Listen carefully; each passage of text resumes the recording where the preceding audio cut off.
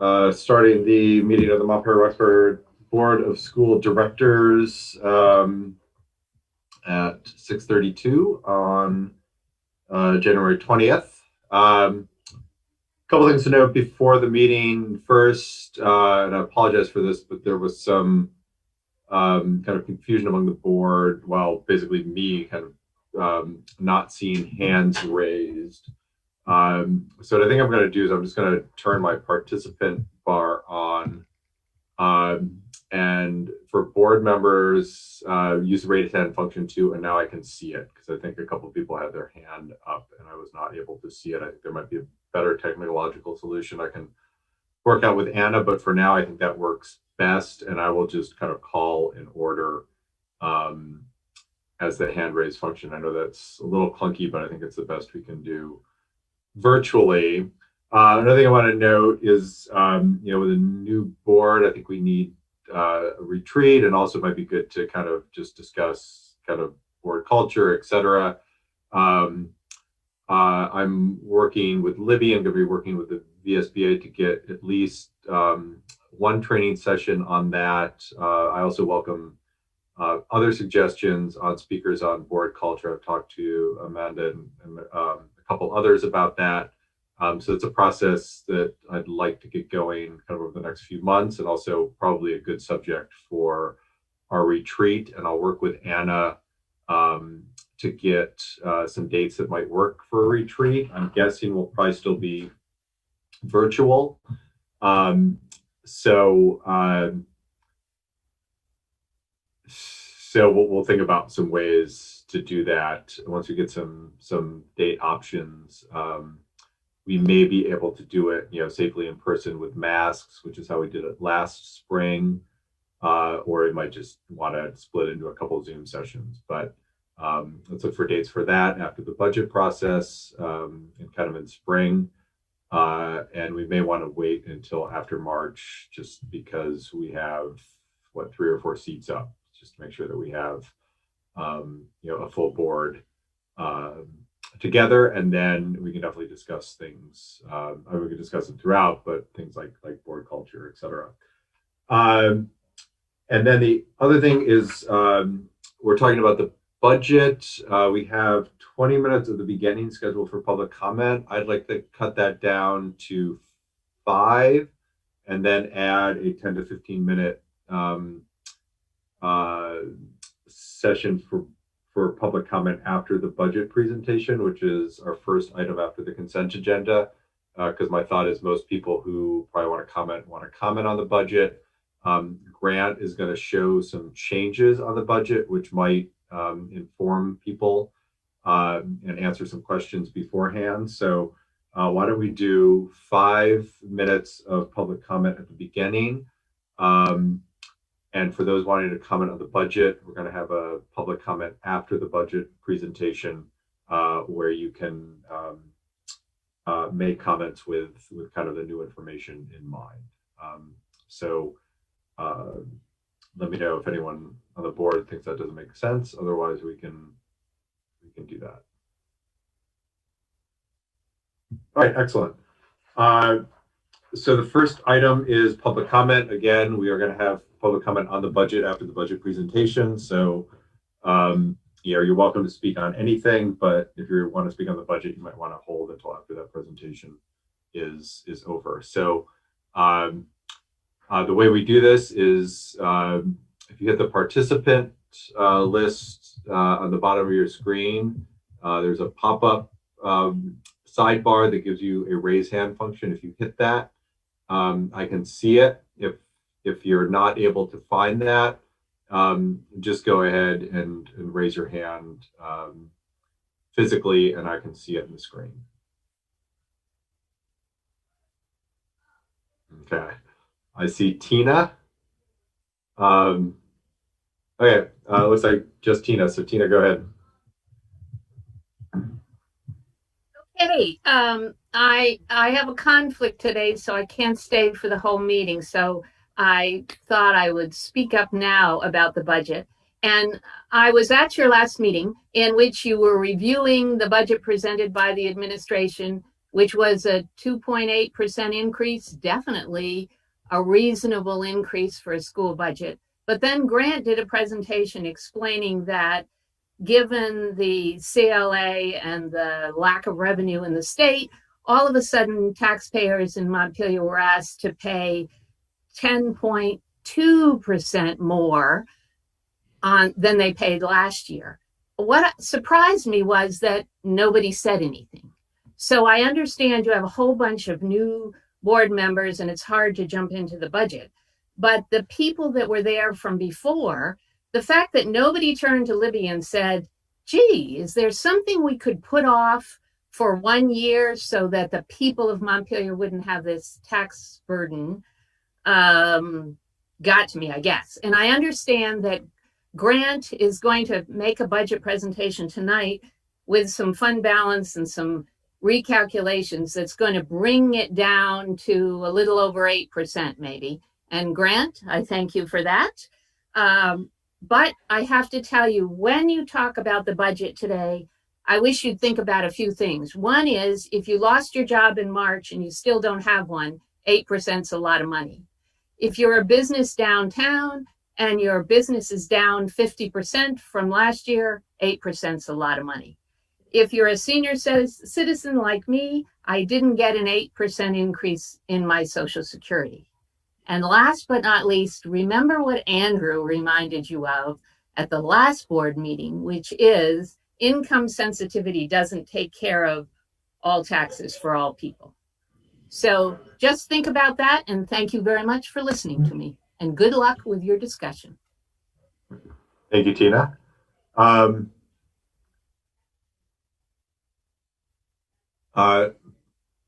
No one else on public comment. So let's go to the consent agenda. Do I have a motion? Jim, do we need to take roll to open the meeting? Oh, we do need to take roll. I forgot that.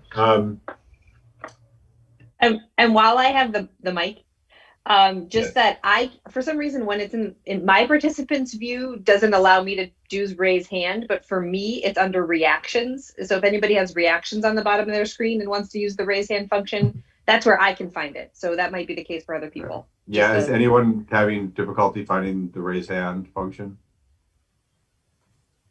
Andrew found it.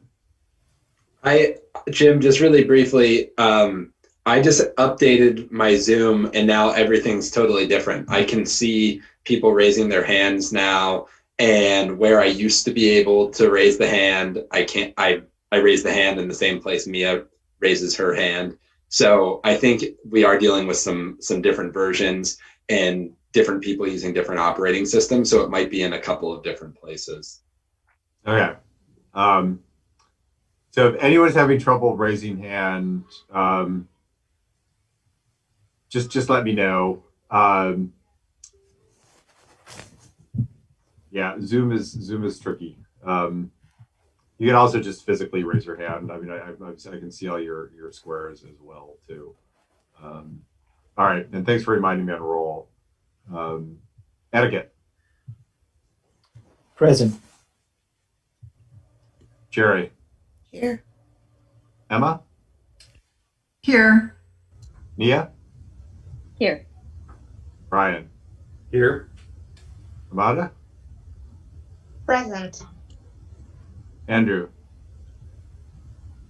Here. And Jill. Here. Sorry I was late. Oh, no worries at all. Now under the consent agenda, I do have a motion to approve the consent agenda. And again, if you want to take something off the consent agenda and discuss it, make that part of your motion.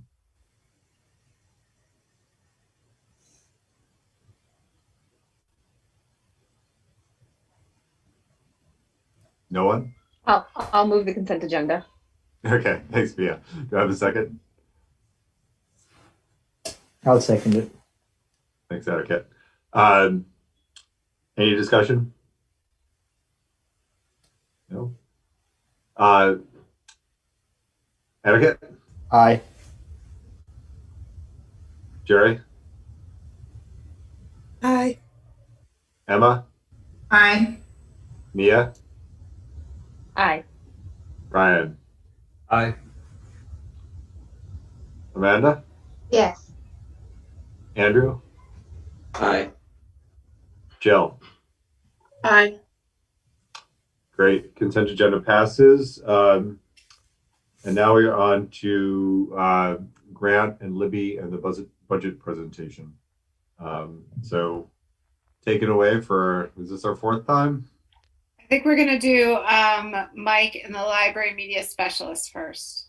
Okay, perfect. However you want to structure it. Does that work? Go for it. So we're going to Yep. ask us to put together a short presentation for the library media specialist position. And we have Mike coming in, who is the director of this area in our district. And we have the marvelous Sue Monami and Lauren Chabot with us as well to talk about the vision for that position and going forward. We also have Ryan Harity here to answer any questions concerning Union Elementary, although Ryan's not part of the formal presentation, but he's happy to answer any questions as well. So, Mike, take it away. I'll share my screen. And just in terms of questions, why don't we have Mike, Sue, and Lauren, and thank you all for coming. And thank you, Ryan, as well. Why don't we have them do the presentation and then open it up to the board for questions, because I know there are questions about this before, and then we can go to your presentation, Libby and Grant, and then open it up for questions again. All right, thank you, and take it away. Thanks everybody for having us here. We know you kind of have a busy night, so we created a pretty short presentation. Some of you folks will remember the information from last year when we talked about Roxbury and the position there. You can go ahead there, Libby. So to start, we have a lot of guiding structures that really guide this conversation. One is EQS, and Sue's going to talk a little bit more about that in a moment. But the other are the standards. Just like any other area of curriculum that we're working on, we really build around those standards. And in this case, it's from ISTE and the AASL. The library media specialists in our districts have been talking about a crosswalk of those two for a while now, and we've really articulated some areas of focus for our district that have been exciting.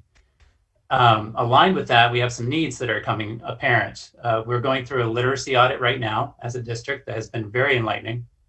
And one of the big areas for us to focus on is informational text and informational writing and research and analysis and opinion and all of those components that really delve into that library media world in so many ways right now. And then moving forward, we have to mush all those things together into a great kind of component that really speaks to all those needs and helps build capacity of our educators, as well as support our students in accessing the text and information. And that's where these amazing folks come in, the library media specialists. So I'll turn it over to Sue for the next slide, I think. Thanks, Mike, for that intro. You're a tough act to follow. Okay, so as Mike mentioned in the previous slide, the Vermont Education Quality Standards do specify that schools should have a full-time library media specialist and sufficient staff for the program. And that is to support the literacy, information, and technology standards.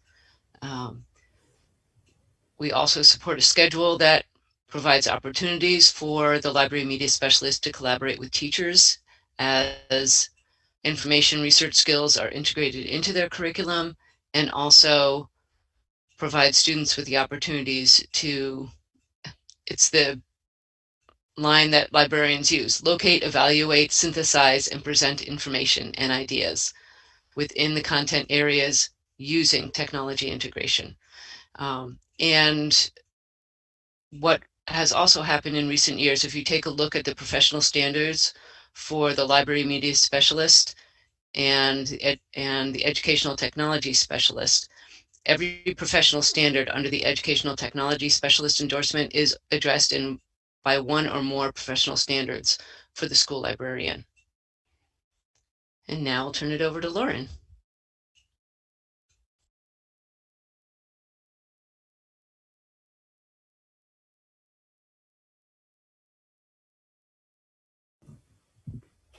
Oh, you're muted, Lauren. Yeah, we can't hear you. I was so excited to get started. Sorry about that. Thank you. So we wanted to give you all a glimpse kind of into what this looks like on a daily basis in a school, the role of the library media specialist.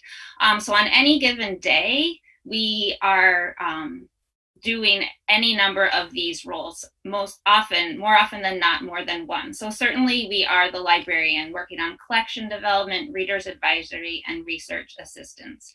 But in addition to playing that role, we are also a teacher providing direct instruction as needed. We're an instructional partner with every teacher in the building. We are an instructional coach to every teacher in the building to provide those professional development opportunities for them to grow and be independent, a kind of train the trainer model. The heart of our training is in this information world. So we are the experts in the building in the research process in digital literacy and information literacy. And we are technology leaders. We are on the forefront of emerging technologies and how they can be effectively used in the classroom for teaching, learning, assessing, creating, collaborating, sharing, etc. And last but not least, a traditional role of a librarian is to be an advocate for accessibility for everybody. So making sure every member of our community has access to the information and learning opportunities that work for them and that help them move forward as learners. And on our last slide, we really just put together some resources and some articles for folks to look at. A lot of these talk about the changing role of librarians in these times, and it's from across different schools and states. So there's some not apples to oranges comparisons, but it gives you an idea of the conversation. There's also the Ed Quality Standards. A good one to look at is the University of Vermont School Library Media Specialist sequence, the things that are expected of students within that program nowadays. Really connects with what Lauren just shared about a typical day for a library media specialist. There's a couple other articles in there to check out as well. We didn't want to spend the whole night talking to you about this, so we just put together this short presentation, and I think we're ready for some questions if you have them.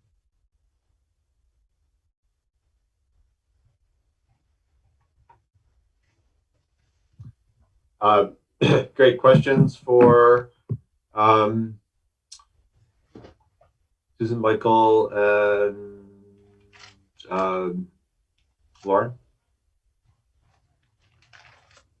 Or Ryan too, he's here as well if you have questions for Ryan.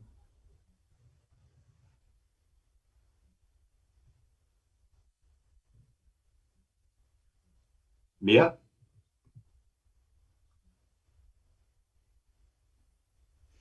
Yeah, thank you for that presentation.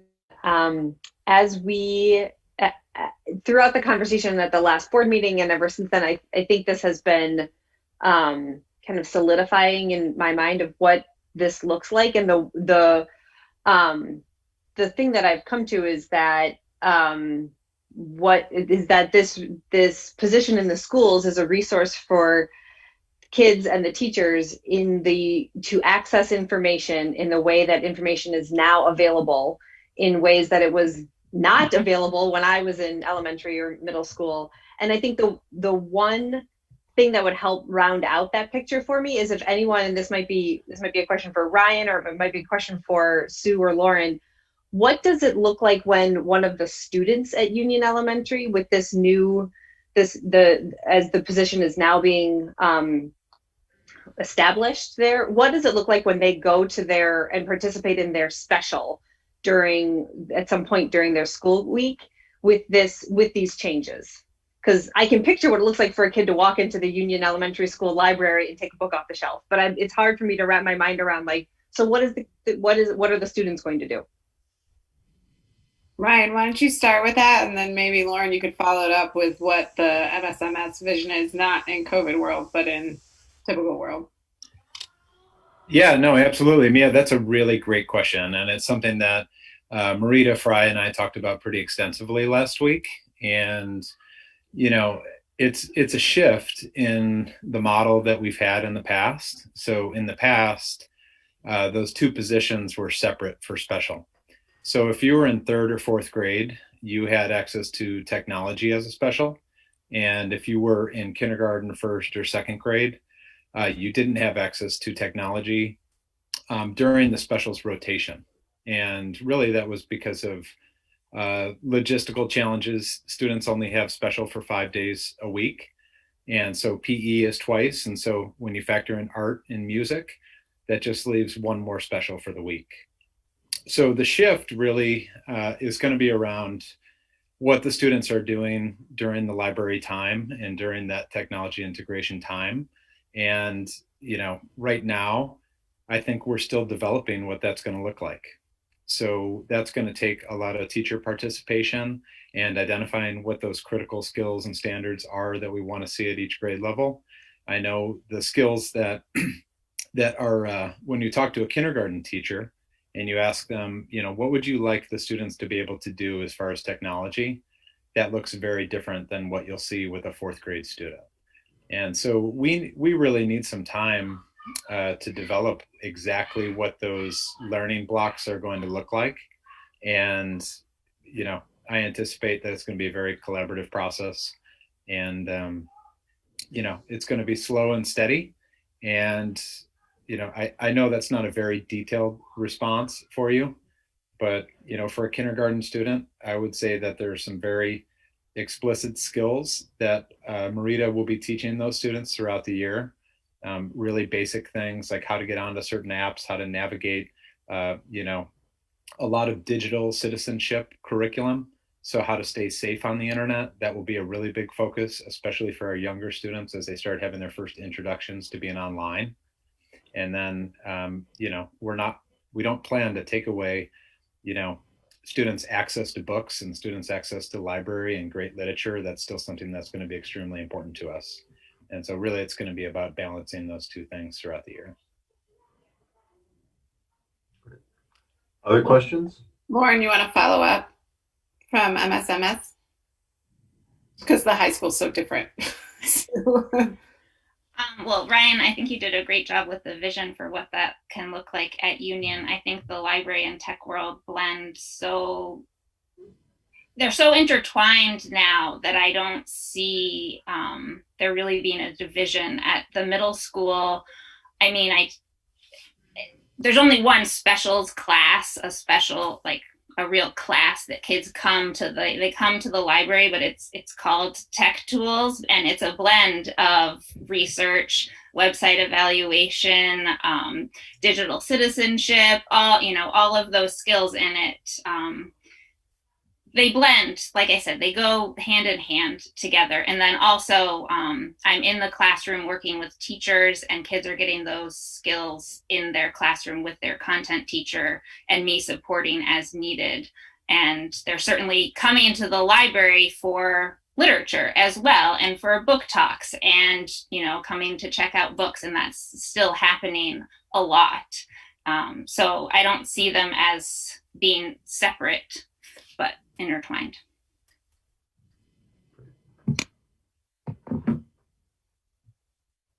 Emma. I just want to thank you all for putting together that presentation for us and explaining what the vision is. I think anytime that the budget shows a cut of a position, I think it's important for the community to understand and be on board with that. And certainly what you presented tonight definitely helps me as a board member understand why we went in that direction. So thank you so much. And I know you're all incredibly busy. And so to add anything to your plate at this time, I feel bad, but it's very, very helpful. So much appreciated. Lauren, when you projected the slide of all the different things that a library media specialist, your position does, that was one of my main concerns, is just like, is there too much on the plate of these individual teachers? And certainly I want to just give you all props, because I know, at least at the middle school, I don't know about at the high school, but Lauren is also serving as a pod co-teacher this year. So she's doing her whole specials curriculum and trying to teach that asynchronously, and then also additionally in person, acting as a pod co-teacher. So I think our specials teacher deserve a huge round of applause this year, because it's amazing the amount of work that you're having to do, and the way that you've pivoted and adapted to this situation is really fantastic. I also really appreciate the in-house PD model that you talked about. So just training the teachers to incorporate technology into their curriculum.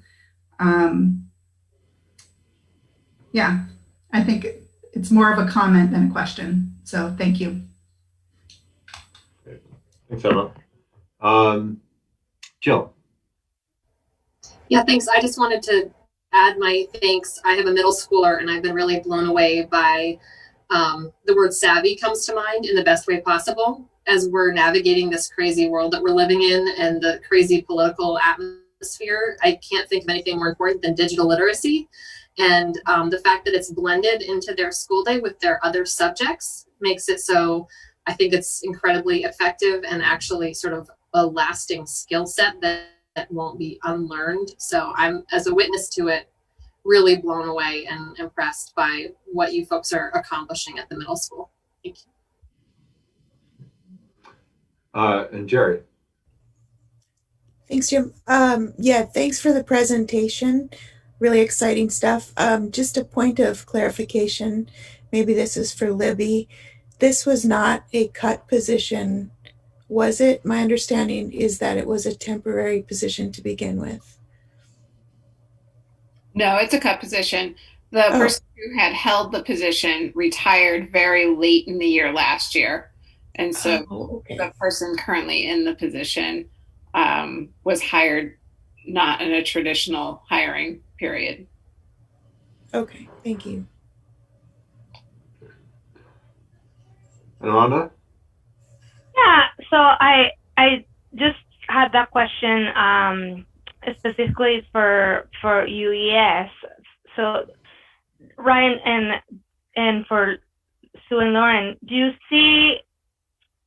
So when we are envisioning a program like this that is so important, and I know that the confusion for me in the last board meeting was about, are we cutting this position? And then we're basically splitting kind of like the role of the librarian and adding a person to help with the book circulation, right? And so is this, just trying to understand kind of like the plate that is being given to the librarian.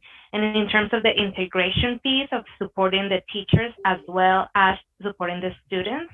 So that's kind of like the clarity I need to create. Is like, for envisioning a model where we need to support our teachers with the technology piece that we want all of our students to have, and that they need that support, in addition to creating a model that's going to support all of our students with the technology piece. So I guess my question is,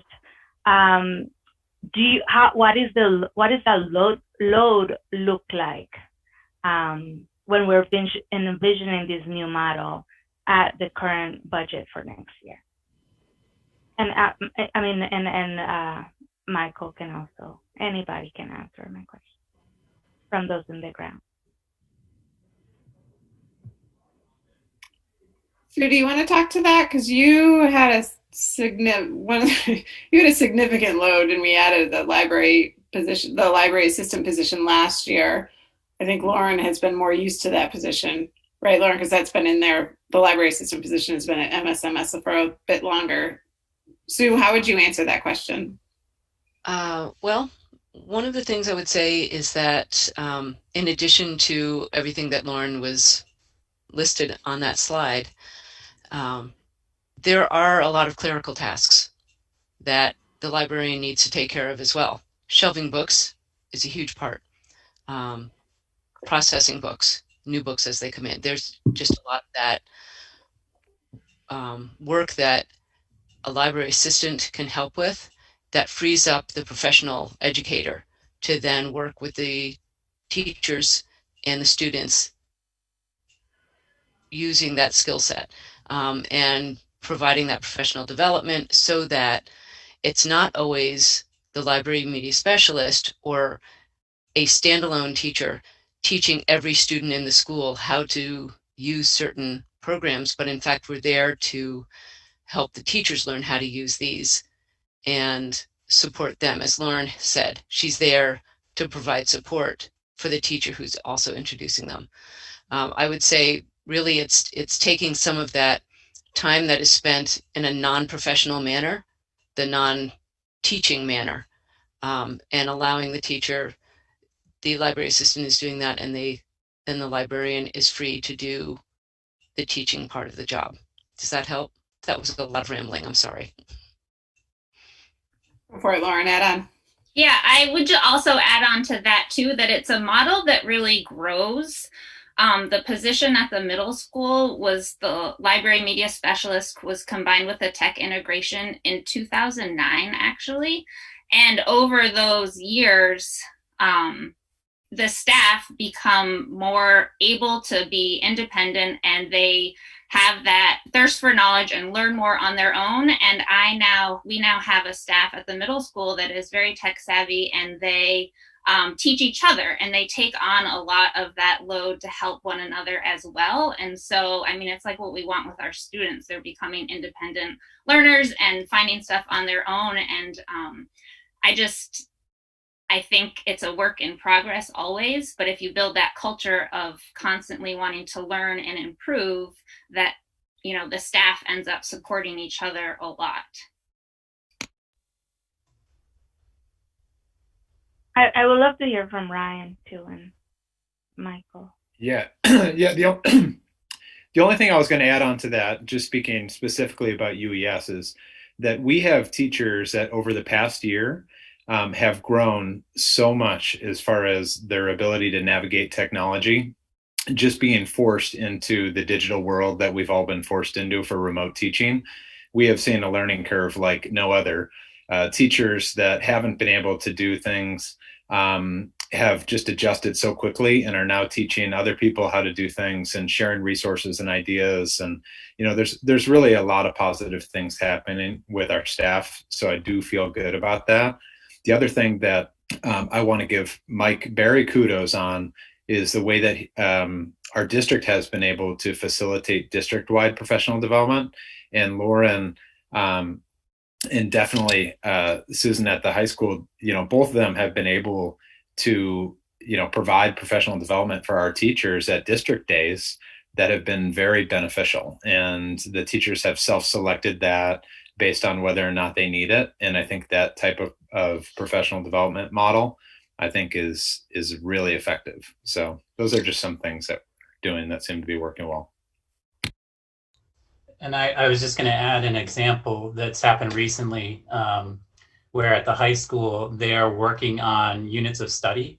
And recently, several content teams, invited Sue to be a part of that work, which in the past may not have been as an obvious connection.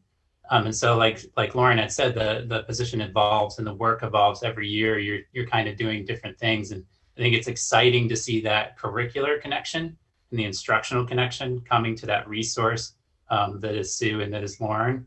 And that we're doing so much curricular and instructional work right now that I can totally see that happening at UES as well, to be able to build in the resources of the library into that work.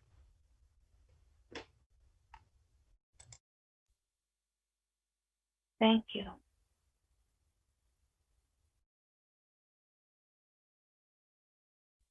Jim, you're muted.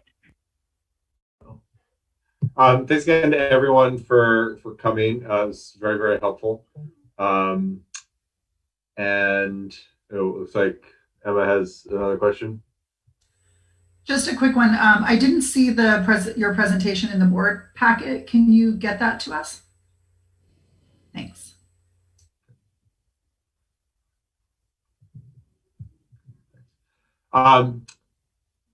Thanks again for coming. Very, very helpful. And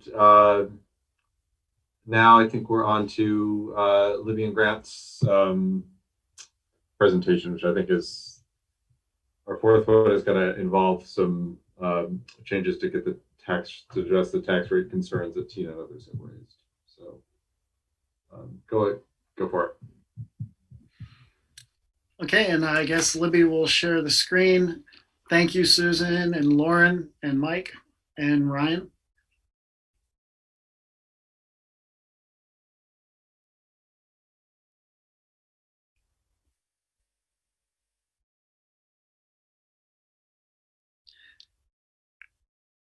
And I'm sure you'll be relieved to know that this budget presentation is just an abbreviated presentation that shows changes. So it's more like 12 pages instead of 40. You're welcome. So if you go to the next slide. Thank you.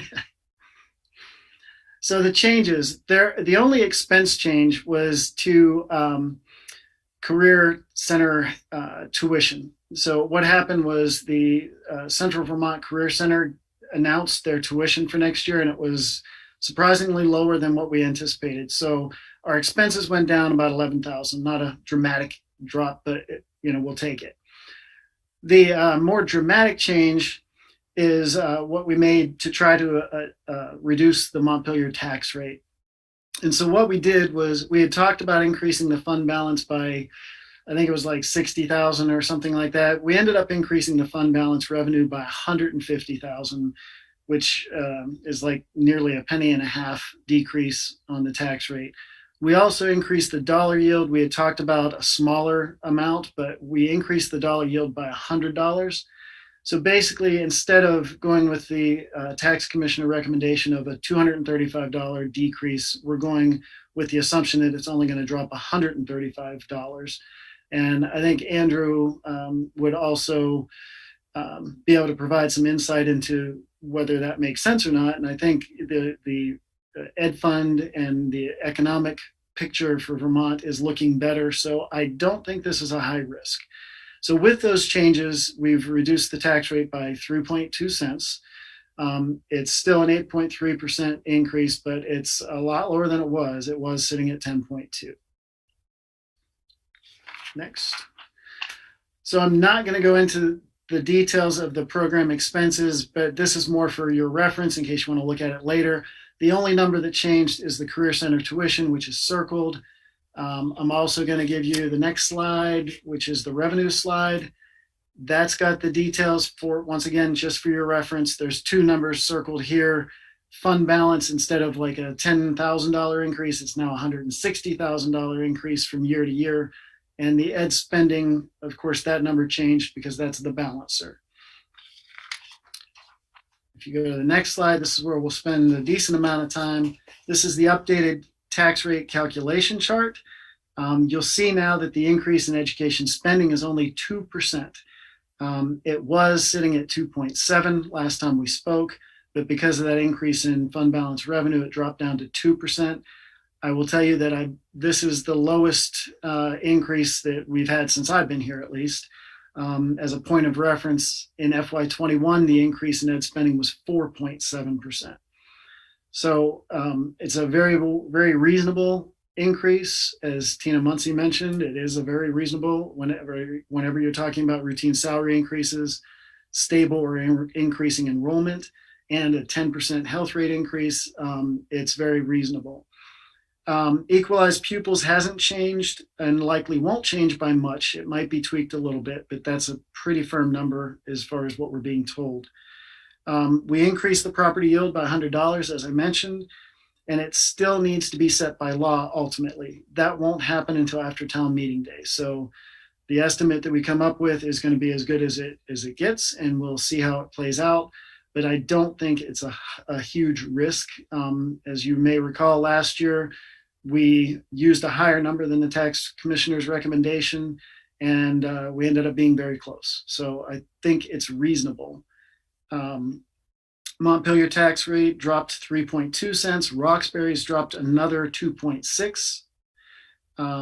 And of Montpelier's tax rate increase, which is sitting now at 14.4 cents, 11.3 cents relates to the following factors: equalized pupils, dollar yield, merger incentive, and CLA.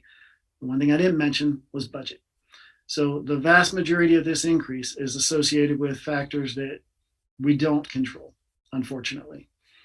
Next, please. So this slide just is showing the updated tax rate impacts. And once again, 2/3 of folks receive some kind of an income sensitivity. So the dollar amounts, specifically for Montpelier, those dollar amounts may be lower for most taxpayers.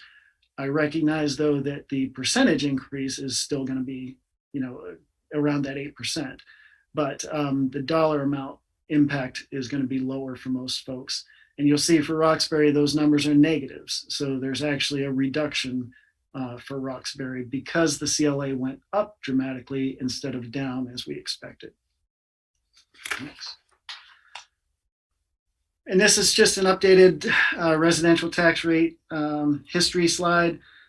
The takeaway, I sound like a broken record, but we can't control the common level of appraisal.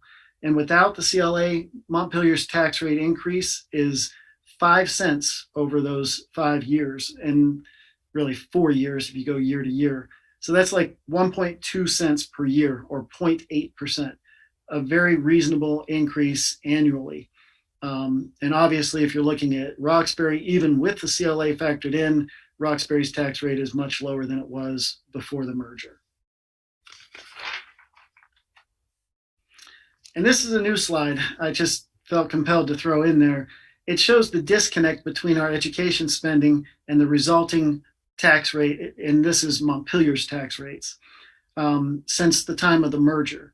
As you can see, FY19 had the highest increase in ed spending by far, and the tax rate actually decreased.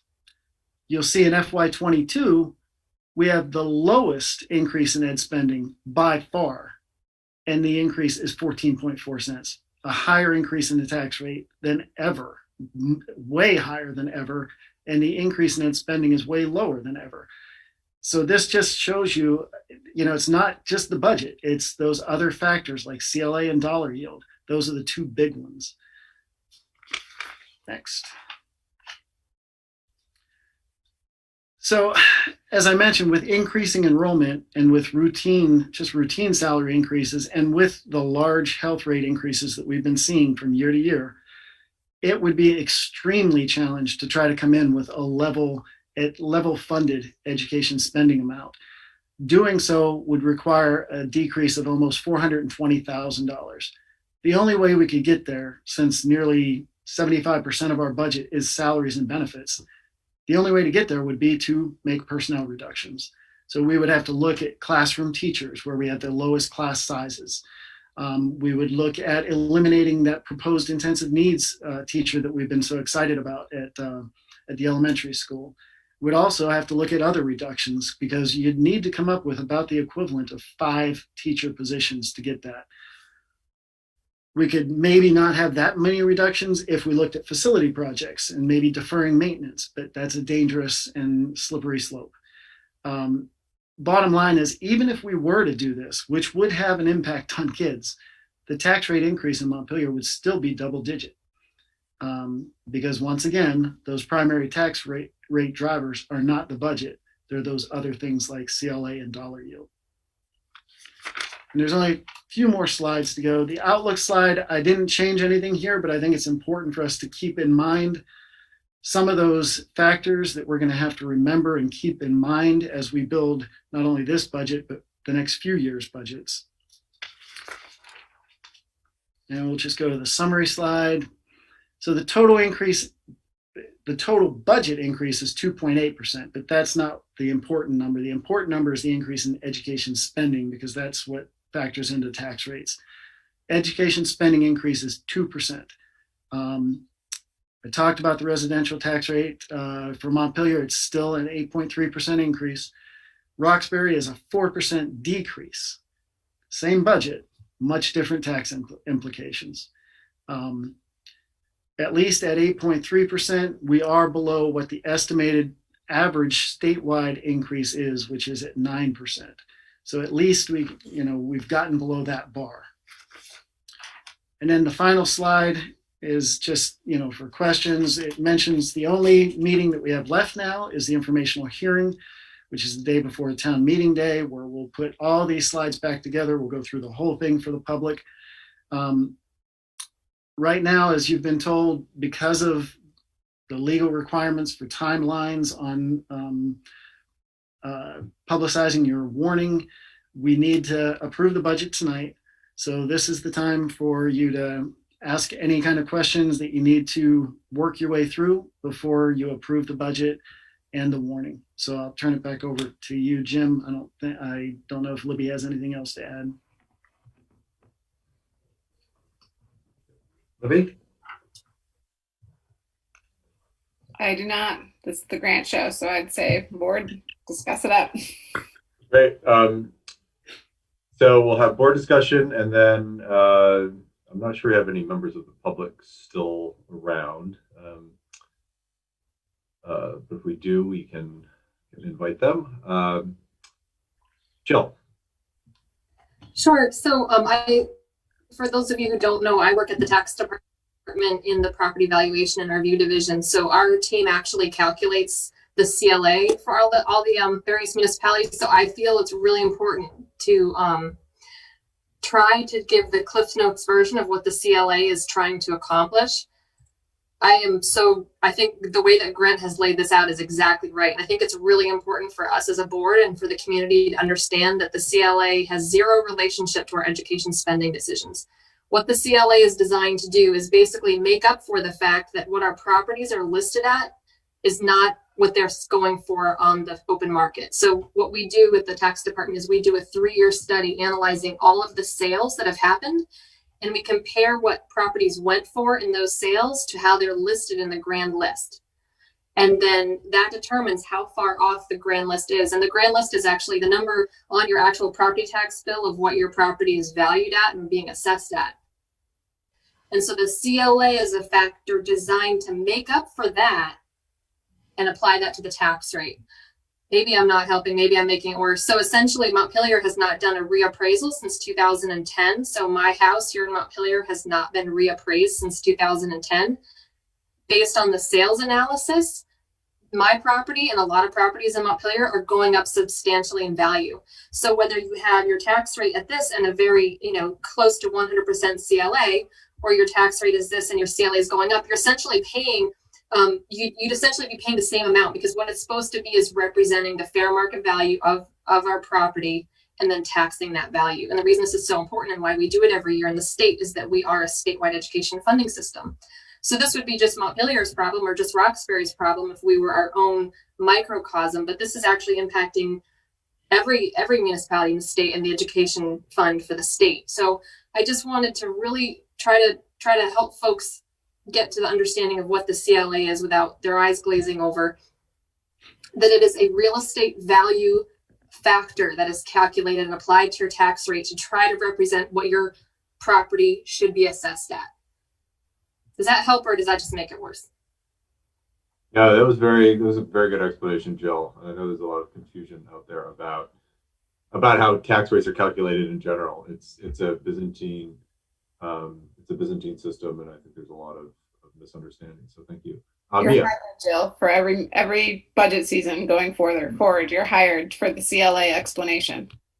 And the idea behind it really is to be fair, because if Jill's house hasn't been reappraised in 10 years and mine just was, both of our houses might be worth $1 million, but I'm paying taxes on $1 million house, and she's only paying taxes on a $700,000 house. So her rate should be higher so that we're paying the same amount in taxes. So it's really to try to equalize that. I have two. One is a follow-up to what Jill just said, sort of this is my way of wrapping my head around the broader picture. And then I have another question, which I'll hold, because it looks like many of these hands are probably to this issue. So I'll just hold my other question. But on the point of it being fair, is it also, and to the point of it being we are a statewide education fund, is it also so that the more affluent communities in our state are not the only places where a high quality education happens? Is it also, does the CLA also account for that, or is that more of where the equalized people part comes in? Or does it not have anything to do with that? If that's to me, I would say that is part of it. That is not the only driver, but it is part of it for sure. If Montpelier just did reappraise forever, but we could afford our low tax rate on our high value properties, then to heck with everybody else. But we are all part of that one system. And so all the towns have to sort of be recalibrated to the closest possible fair market value and assessed that way. And this is how they get there. And I would add that because it's a statewide system, there is one factor that every district in the state is measured against, and that's that property yield. And the fact that all districts are measured against that one same number, then some communities are going to pay a higher tax rate depending on their spending there, and some are going to pay a lower. But at least it's the same factor that every district is held as a standard.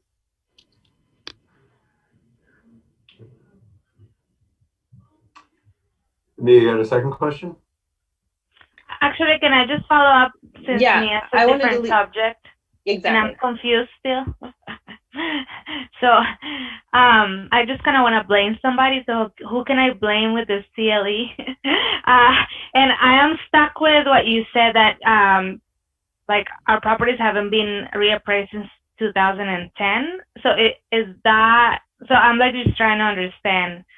So then you just take the whole thing and like you kind of do the appraisal, not you, but like the tax department then says, okay, well that I'm just like trying in lay terms.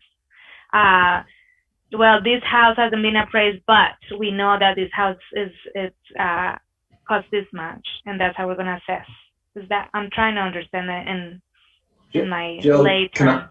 Can I add something? Do you want me to keep answering? I'm happy to take a stab, but go for it, Andrew. And I actually have a question for you too, Jill. But Amanda and Mia, this goes to what you were both asking about on this. This pertains to equity because it's the city or the municipality, a town, if you live in a town, that's responsible for the appraisals. And so if you have one town that is saying, okay, we're not going to reappraise for 15 years, and another town that reappraises once every 3 years, that town that reappraises once every 3 years is going to be harmed without the CLA. So the CLA is meant to provide equity. This is one of its purposes, is meant to provide equity from municipality to municipality so that this centralized education funding system can't be gamed. Does that make sense? And the question I have for you, Jill, in addition to this, is I feel like I regularly get asked the question, and this year is a really good example.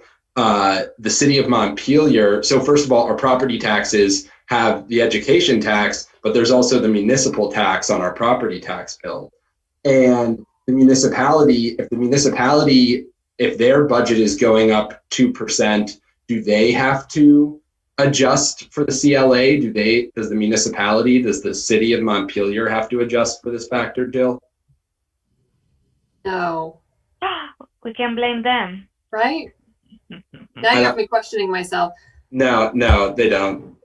Yeah, so this is something, I bring this up because if the city, for example, is saying, okay, we're going to really reel it in this year, our budget's only going up 2%, it's below the rate of inflation, that is true, but I'm just explaining that it's not always apples to oranges when we're talking to taxpayers about the types of decisions that we make, because there's so much that's outside of our control here. And I just think it's an important note to make. Thanks for that. Andrew, was that your question? Yeah. And Mia, did you have a second question that didn't get answered? Okay, let's go back to Mia. Yeah, I wanted to, when I read the number on the warning is $17,166, but I think the number on the budget slide that has the totals grant is 17,366. And so I just want to make sure if we're voting on the warning, we're voting that which number should it be? It should be both. I know it's confusing. Okay. You don't see that 17,166 because I've factored in the capital fund as an expense as part of our budget, but the capital fund is technically a separate article. Oh, so okay. Calculate the spending per pupil in Article 3, it's without that 250. And gotcha. And then in 4, it shows that capital fund in there. So that's the 17,336 that you've been seeing in my slides. So Thank you. It is correct, but a very good question. Okay, thanks. I'm done. Thanks. Great, thanks, Mia. Jerry. Thanks. I'm not sure if this is the appropriate time to ask, but we got asked about this from someone in the public. Why is the per student cost in Roxbury so high compared to Montpelier? And is there anything we can do about that? There's very few students, but we still need professionals. We still have requirements for professionals out there. So the class sizes are incredibly small. However, we still need a third, fourth grade teacher. We need a special educator. We need a Title I interventionist. You need a principal. You need an administrative assistant. You need IAs. You need similar resources, adult resources, or human resources rather, to make sure the day goes smoothly and safely and kids learn. And there's a smaller amount of kids, a significantly smaller amount of kids. It's like the economy of scale question. You know, it's even if we group grades together, you're still not getting a class size as large as we have at our other schools because there's just not enough kids. The other thing that I would add to what Libby said is you still have the same cost of maintaining a building, of heating a building, whether you have 10 kids or 100 kids. So it's those fixed costs and the fact that you can't have a high class size. Both of those things kind of play into it. Yeah. The building is owned though, right? Yes. I'm just talking about like maintaining, like if you have to repair a roof or you have it and heating it, that kind of thing. So I'm sorry, one more thing on that. I know we recently talked about energy efficiency, and I know when we got our solar, the person said, oh, you should put solar on Roxbury School. It would be perfect. Would that be any way to save in the future at all? We just did. We just added Roxbury, right? I think there were like 2 or 3 electric meters that weren't associated with the solar farm. We have just added so that every one of our electric meters is linked to solar. So we do get credits for all, and that reduces our electric bill. And then another thing that just kind of associated with that, the second quarter report that you just approved, you'll see on the fund balance that we've added a few things for one-time expenses that we want to do. And one of the things that's on there that you'll see now is the whole idea about heat pumps. We haven't enough that we've kind of placeholded against the fund balance to do that. We just need to make sure that the engineering makes sense, that it's going to work well within all the rooms at Roxbury. So we are trying to move forward with those energy efficiencies, and in some cases we already have moved forward with some of those. So yeah, we're continuing to try to do what we can, but it's really the fact that there's so few students that makes it hard. With few students, it means cost per pupil is higher. Okay, thank you. Emma? Yeah, I'll just comment quickly on the Roxbury per pupil thing too, is that I just don't think it's a fair comparison to compare Roxbury to Union Elementary School, which is a much bigger school, or Main Street Middle School, as we got an email from a member of the public doing exactly that.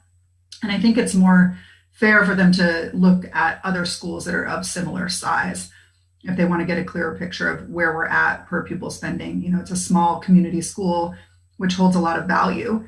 And, you know, there's a lot of similar size schools around Vermont, and we could take a look at what their per pupil spending is, and that would be a more fair comparison. A couple of questions.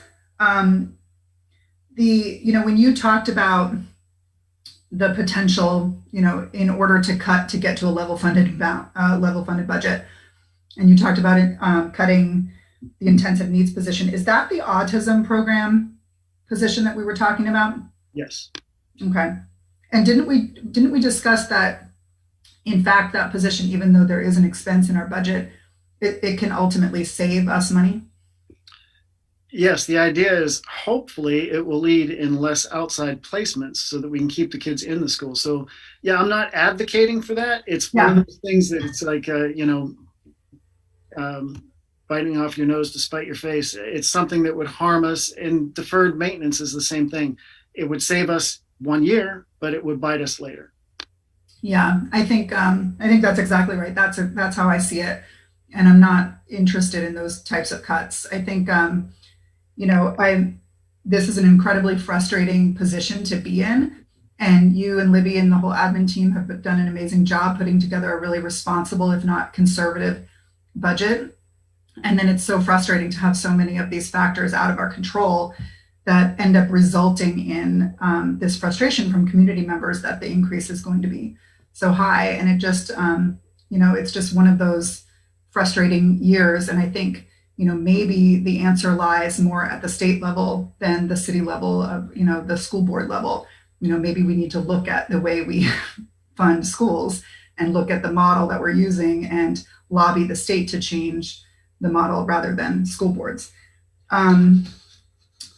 So another question, and I'm not sure if this is like a Grant, Libby, or Andrew, or Jill, anyone chime in, but I was interested in Tina's comments. I think she's very thoughtful and intelligent, and she talked about, that income sensitivity doesn't take care of everybody, and I want to know sort of who are the people that fall through the cracks. I think, Grant, you had said something like 2/3 of Montpelier residents qualify for, I'm not sure if you're referring to the Homestead Act or what income sensitivity is provided for the school budget and the tax increase, but could you speak to sort of what portion of the population are falling through the cracks in terms of what threshold will people not qualify for that? Yeah, I'll start, but I have a feeling Andrew could probably jump in and give more insight than me. But I think the rule of thumb is if the household income is around 90,000 or so, if you're above that, then you get no income sensitivity at all. If you're below that, you start to get it, and it's graduated. The lower the household income is, the higher the income sensitivity is. But when I talk about, and I think Andrew made this point, so when I say the impact for $100,000 in Montpelier is $144 more than last year, it might not be $144 because people get income sensitivity, but they also got that income sensitivity last year. So their percentage increase on their tax bill is still going to be pretty much the same as everybody else, around 8%. So that's why, the dollar impact on that chart may be a little lower, but the impact that they feel percentage-wise might be the same. But to answer your question, the only people who don't get any income sensitivity at all are those households that are making over $90,000 or maybe $100,000 now. But Andrew, do you have other thoughts to throw in? Yeah, so in 2020, it was under about $140,000 of household income qualified for income sensitivity. That might be changing. Jill, I don't know if you have any insights into that. This is a perennial issue, and feel free to unmute yourself and chime in on those thresholds, because I think they are going to be changing a little bit. But in general, households earning less than $47,000 are pretty well covered, though there is a maximum property tax adjustment of $5,600. And so, if you had a household earning less than $47,000 that lived in a really high value property, they wouldn't be totally covered because there is a maximum level of income sensitivity. But the general point, and I think this is a really good question, and I haven't analyzed it for Montpelier, and I actually think as part of our retreat this summer, it would be great to have either Jake Feldman from the tax department, who's a Montpelier resident, or Chloe Wexler, who is at the Joint Fiscal Office. They're the two of the state's leading experts on this. They calculate the tax rates, or play a critical role in calculating the tax rates with Jill's team. I think having somebody like that come in and show us, like, hey, a household earning $60,000 a year, this is what it would mean for them, this kind of increase. But in general, the way that it works is the percentage increase for property taxpayers is going to be the same percentage increase for income taxpayers. So although income sensitized, they're really paying on essentially an income tax. although they are paying a lesser amount in tax than those property owners who make more than $140,000 a year in income are, the percentage increase in their tax bill is I think it's supposed to be exactly the same. That's essentially how it reads in statute, but it might be approximately the same. So essentially, if you had a 10% increase to a family that had an education property tax bill of $4,000 on their $200,000 home, they would see an increase of $400. If you had their next door neighbor who they have a household income of $100,000, same value house, they're paying $3,000 in property taxes. This is a hypothetical. Their property tax bill would go up $300 instead of $400. So the percentage increase should be the same, especially between $47,000 and $140,000, as it is for those that are paying just on property above $140,000. And just a point of clarification is, does fixed income like Social Security count? So as part of your income sensitivity filing? It's based on the homestead declaration form that you file with your personal income taxes. And the point that the point that Tina made is actually a good one, in that it's based on your last year's income. So you could have a family that was doing really well in 2019 that lost some serious income in 2020, that they aren't receiving any kind of income sensitivity. And that was a point that, that it was a good point, because you pay based on your previous year's income. I know Mia's excited, but I want to ask kind of a follow-up question to that. How does property tax affect renters? Because I think it's an equity question. For people who, my guess is the person responsible for the property tax is the landlord. And what measures his or her, or it, if it's an entity's income, and does that oftentimes get passed to renters in the form of rent increases? And is that in some ways regressive? Sorry if I just opened a can of worms. I don't think you opened a can of worms. I'm going to try to answer it because I like to be corrected by Andrew and Jill. If it's a rental property, then that would be a non-residential tax rate that would be applied to that property. The landlord would be paying that. And then, I assume that if I'm a landlord, I'm factoring that into whenever I set my rent. But the thing to remember about non-residential tax rates they are not impacted by our local budget at all. It's a statewide rate that's divided by the CLA, period. So we don't even really, in the presentations, we don't even talk about non-residential because it's not impacted by our budget, period. Okay. Thumbs up from Andrew. I can just add quickly, for folks who are income sensitized and they're renters, there's a renter rebate program that they can actually submit to the tax department, and it's based on a per county basis of what rents are. So there is sort of that additional aid, if you will, for folks who are needing income sensitivity, that they can actually apply to get part of their rent reimbursed under the theory and probable likelihood that the landlord has passed the property taxes on to their renters. And I should add, I feel like the tax department, Scott administration, and legislature, Ways and Means, really deserve some kudos for updating the renter rebate program last year to eliminate what used to be just a massive cliff for lower middle and middle income families that rent, or individuals who rent. So great. Mia. One was a comment I forgot about earlier. So regarding increasing the amount of the fund balance from what you had originally planned, Grant, to use to where it is now. I just wanted to say support that wholeheartedly, because to me, it doesn't make any sense for the district to be sitting on a very large savings account essentially when and have that result in a significant tax rate. So I just wanted to voice my approval for that. And then when Jerry mentioned the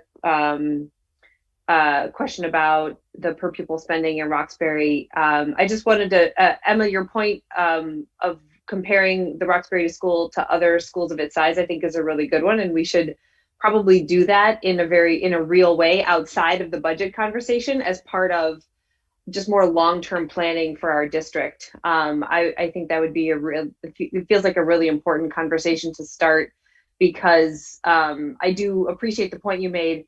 And I do think it is a valid point that members of the public are raising about just when we think about the large pot of money and resources that we have, what are the most efficient and effective ways for us to be spending that pool of resources to get quality education for kids. So I would, outside of, obviously there's nothing that we're going to do in this budget regarding that, but I think it's good to start that conversation and have it be a real process and a real conversation that the community has about how to use those resources. Before we get to the next question, I just wanted to also address the fund balance, because there might be some people that say, well, you're still only using 400,000 of fund balance for revenue. We got to be real careful with how we manage fund balance, because say we put $1 million of fund balance in this year and next year we don't have any at all, that drop of revenue of $1 million is exactly the same as increasing your expenses by $1 million. So the reason why we're stopping at 400 is because we're going to have to manage kind of a downward slope, a gradual downward slope of that each year, so that the tax rate doesn't spike up.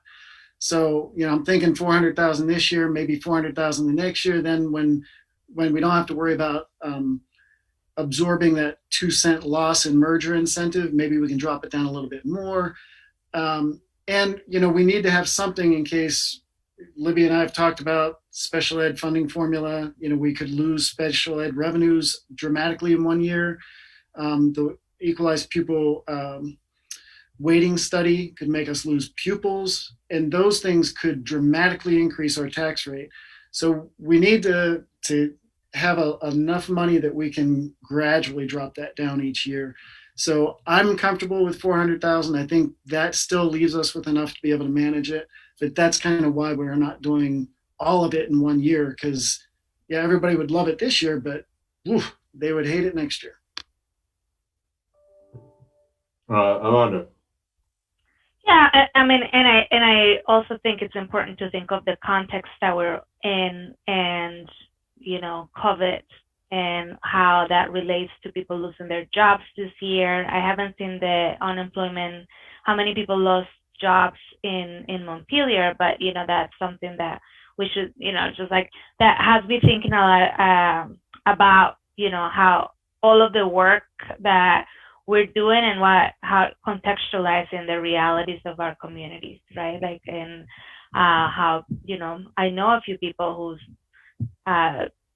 second person lost their job and they haven't been able to recover it, and a lot of their savings are going. So like, how does that, just like thinking about that. I also find our information a little bit inaccessible for someone like me, for someone like the public, when we're talking about CLAs, and I'm just wondering for March 1st, what kind of job we can do around like accessibility and like how to talk about this in like the layest terms, and so like I'm envisioning something like, here are the factors that are out of our control, and boom, boom, boom, explaining that could really inform the people in our community about how like all these budget processes go and how they relate.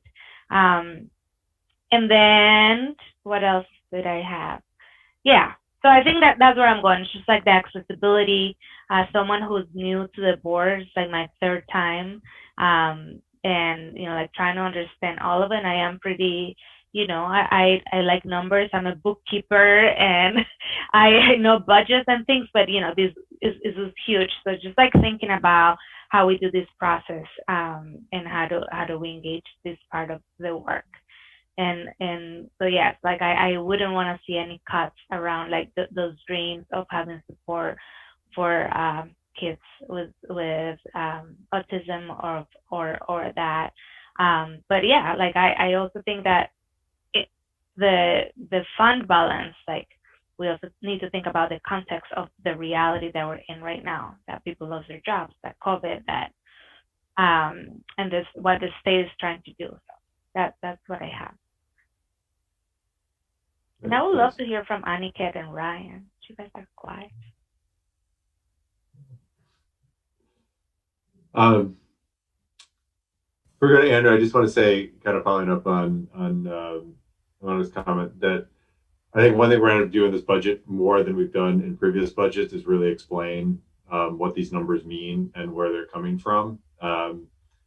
And there's ways to do that. The Bridge and Times Argus are usually very friendly to publishing op-eds or editorials. Andrew and I can work with Libby and Grant to put that together and get a good one out that really explains this in language that people can understand. But also, I think it's important to use social media and other things to explain it, because it's complicated.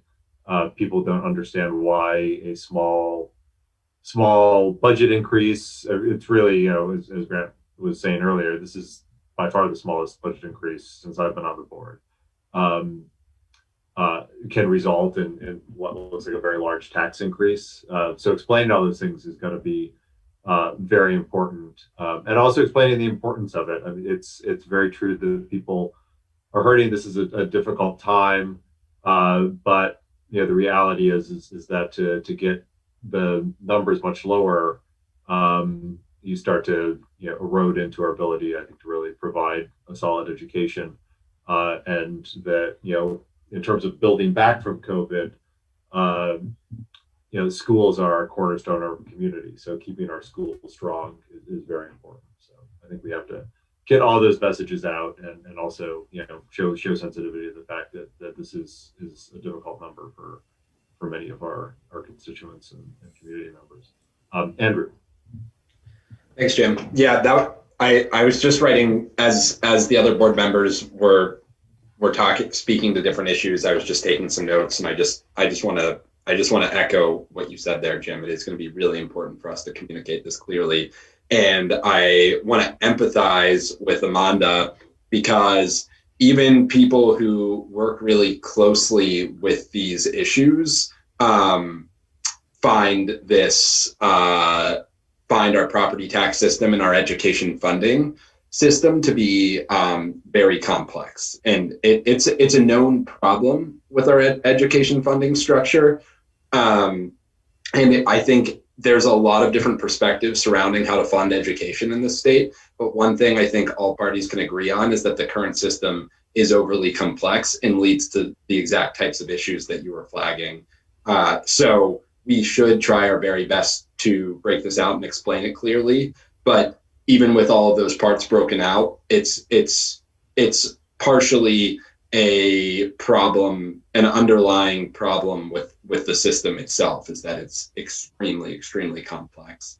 And it puts us in a difficult situation as Grant. That graph you put together, Grant, I thought was really helpful. That showed even, we had the years that we had some of the largest budget increases, we actually had some of the lowest tax rate increases. So that disconnection is something that is really difficult to piece together.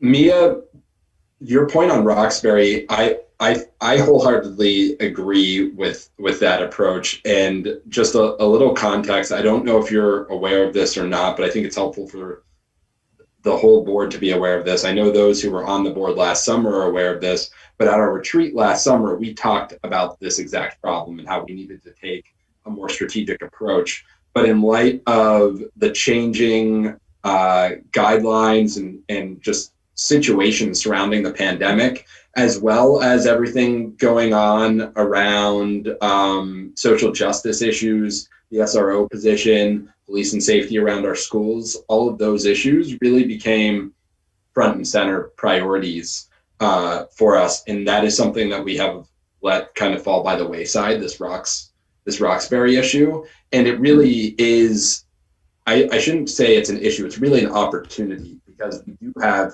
this building that's in amazing shape and an amazing community there. And, you know, Grant's right, we don't have economies of scale in that building, which is why the cost is so high there. But it also presents other opportunities for programming that we've talked about in the past. And we have not taken a strategic approach or done much in the way of community visioning surrounding that issue to figure out how can we make better use of that school and of that building, and are these costs that we can better control in the long run by getting better value out of them.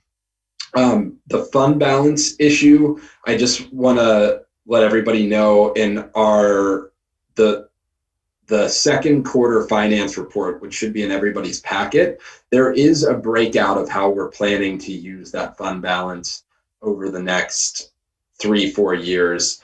And it's been a point of conversation since I've been on the board and on the finance committee about how to use that. And right now, I think we've put together a very strategic approach, and I got to give Grant a lot of kudos for that.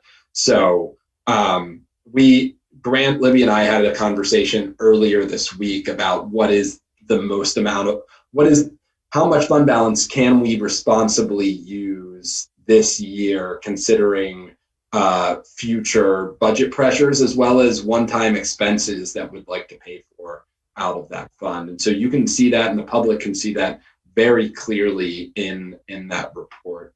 And you know, lastly, I just want to say, you know, I think the administration has put together a really, really solid budget here. We spoke on Monday, Libby, Grant, and I, about, you know, what the district's needs, and you know, what they've put before us is something that really provides for our students and our community and our community's needs. And so the goal was to figure out, well, how can we reduce this tax rate without compromising those needs, without compromising the quality of this really central institution and central service for kids, for families. And so I do support this budget, but I think we're going to have to really explain to people why there's such a large tax increase, considering the prudent approach that we've actually taken to budgeting.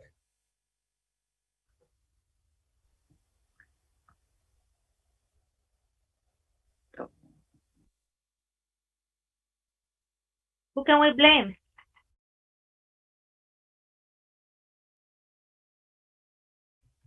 You're muted, Jim.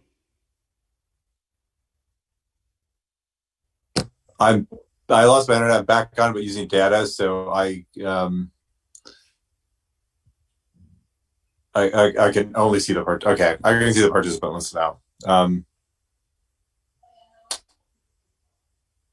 Sorry about that, but it's all I can see. I need to see you or the participants list.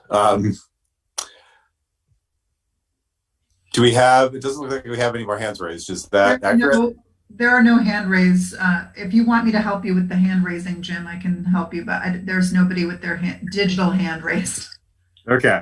I also think, and please let me know if this is correct, we don't have any members of the public on now, do we? No, we do not. Okay. So I think our next order of business is to vote on the budget and the warning. Do we feel ready for that? Yes. Do I have a motion to approve the budget and warning as presented? I move to approve the budget and warning as presented. Do I have a second? I second. Any discussion? No. Okay. Wait, I have a discussion. Okay. I'm sorry. Yes. I just need to. So, like, for me, it's really, really important that we do some accessibility, stuff that how we inform the public. So is that part of this vote, or is that a separate thing? I want to vote and I want to say that we need to make this accessible to our community. So how do I do that? Where do I do that? I think you just make the comment. I don't know if that's something we actually vote on. I think that's just something we kind of commit as a board to do, in terms of working with the administration to put together talking points, to get out op-eds, to put information on the website that explains the budget. I don't think we need to vote for that. I think we should just have kind of a consensus agreement that that's what we're going to work towards. Are we doing like a senior center? I mean, usually, Amanda, there are certain engagements that happen. So I don't know. We'll have to discuss which engagements happen. Sometimes we do a separate one for Roxbury. Sometimes Tina helps do one for the senior center. And I think most recently there was a town hall. So maybe that's a separate thing we can talk about. Yeah. And we can also make that just an ongoing agenda item, because we have, 2 meetings between now and town meeting day. So we can just discuss on the 3rd and the 20th of February, where we're at with outreach and accessibility, and just kind of make sure that we're following up on that, and, doing both things in terms of disseminating information,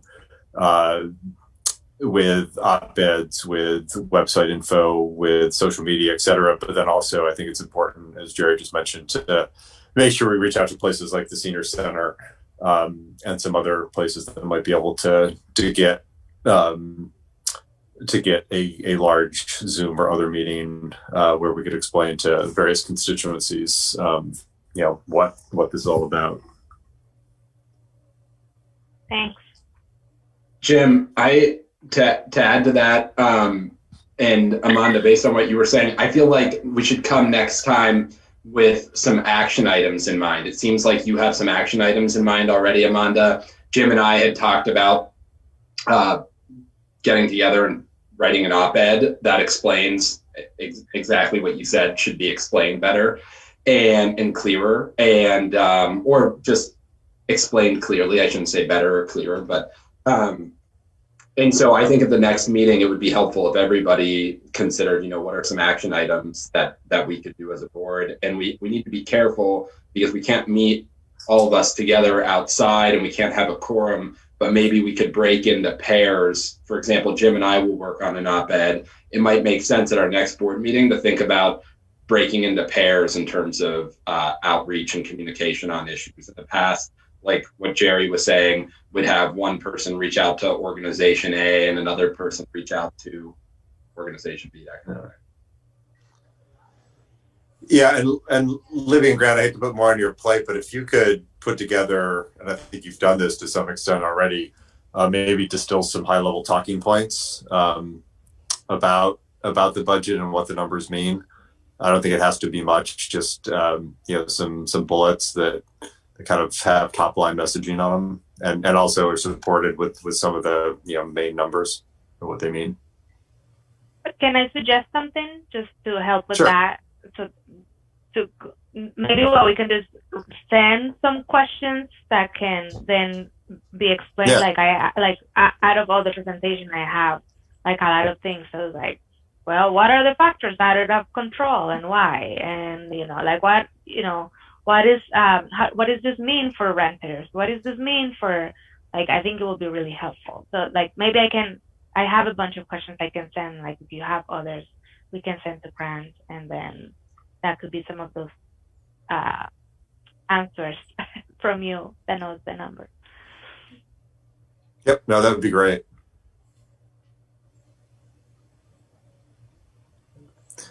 Any other discussion points? Can you see the participants list anymore, Jim? No. I can call it up for a roll call, but okay. I have my hand up and Jill does. Yeah. Okay. I was just going to offer that when we're putting together anything that is like a material or a externally facing asset, I don't know, document, whatever, that it maybe we should have some of the newer board members get their eyes on it before it goes to the public, because we are the ones who are probably closest to a member of the public than like Andrew and Jim, who have done this a number of times and whose language around it is a little bit more like for somebody who's done it a number of times, whereas those of us who are brand new at it might be able to offer like a way of saying, well, this still doesn't feel super clear to me, and therefore it might not feel super clear. So I just would offer that. And as a new member of the board, I am offering my services to do that as you are drafting. Great. Thank you, Mia. And Jill. I was just going to follow up to Amanda's question that Libby and Grant, I'm happy to help answer those questions if there are like Q&A questions, if that's helpful. And also I know that like the tax department and agency of ed have created some of those, sort of trying to get that, big picture look for folks. So rather than you guys spend a whole lot of time creating stuff from scratch, if you want, if Amanda, if you want to send those, CC me when you send those to those two, I'm happy to try to help answer some of those just to take some of the load off. Great. And if it's okay, I don't want to create a board discussion. Why don't you not CC me if you're going to CC Jill, and then Libby can maybe just forward them to me so I'm aware of them, but so we don't get just in case we start asking questions and get into an iffy territory.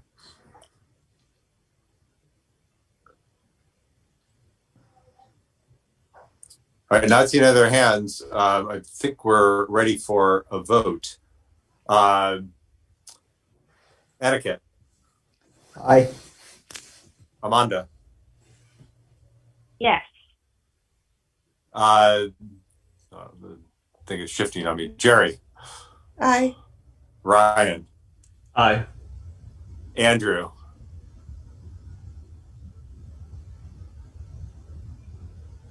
Andrew. Aye. Could you not hear me? Aye. Oh, yeah, I can hear you now. Jill. Okay. Sorry. Aye. Ryan. Aye again. Oh, sorry. The names are moving. Mia. Aye. Anyone who did not vote? Aye. Was that Emma? Yeah. Okay, sorry. Annika, did I get you? Yes. Okay. Aye.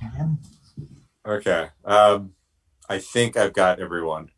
All right, excellent. Well, we have a passed FY22 budget, and as has been noted by several people, I think we need, obviously we need to do a lot of work between now and town meeting day to effectively communicate what this budget means and what it means for our schools, what it means for our community. Congratulations, everyone. And thank you again to Grant and Libby for all that. Yes. Yeah. Walking us through Thank all you. that.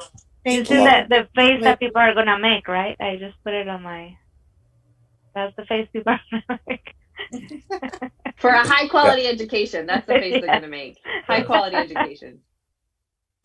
Well, yeah, we've always had a very supportive community that has understood the values of our schools, and I think if we let them know that this is a very responsible hold the line budget, and that the numbers are out of our control, hopefully folks will step up, and we'll also explain to the extent we can how there's I think Tina's right that this will be hard for some people, but I also think that there is relief for some people as well too, and explaining that is important. On to the next thing, which is an update on the board safety committee, and I just, for purposes of both time and efficiency, we are going to have a much deeper dive on this, I believe on the 3rd, And this is just meant for a quick update from Emma and Mia as well, if she wants to chime in. I know people have a lot of questions, but if you could hold your questions for the broader discussion, that would be helpful in terms of moving through this agenda. And again, this is just meant to be a quick update, but this will be a major focus of, I believe, the next meeting. So there will be plenty of time, I think, to have all the hard questions that we want answered. And I think I may be able to rejoin. Looks like my internet is back up. But while I do that, Emma, why don't you go ahead and start? Yeah, so the plan was for me just to give you an update on where we're at and what our plan is for the February 3rd board meeting, so that you kind of have a heads up of what to expect, and also have maybe some time if there are some specific questions or ideas that you would want the committee to bring to the table for the February 3rd meeting, that you would have time to sort of think about that and then get back to me via email. The last committee meeting is on Tuesday, January 26th, the last meeting before our February 3rd board meeting, where we will be discussing the SRO position. So if there's something that you feel like you really want to hear from the committee, or a specific question that you want answered, it'd be great for you to email that to me so that I have an idea of what you're looking for, so that when we prepare for the February 3rd board meeting, we keep those things in mind.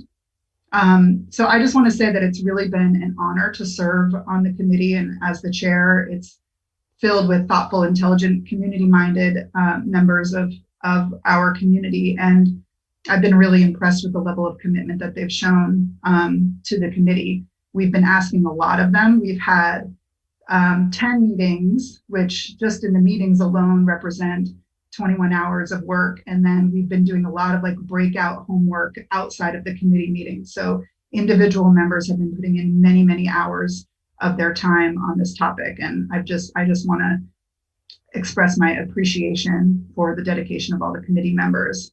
I also want to just give a quick shout out and thanks to Susan McCormick and Keisha Ram, who helped us facilitate the first few meetings, and retired Chief of Police Tony Bakos, and the current Chief of Police Brian Pete, and Libby Bonesteel, who came and did a nice presentation for all of us.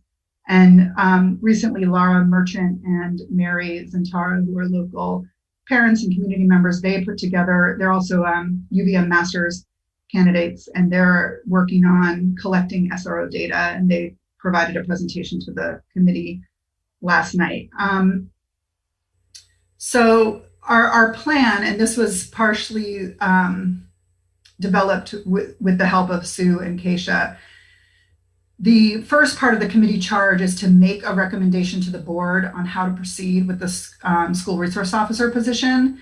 And sort of in the course of our work, we were realizing, this may not end up being a binary sort of up or down recommendation from the whole committee. And our plan for February 3rd is to give you more of an overview of the work that we've done so far and some of the feedback that we've received.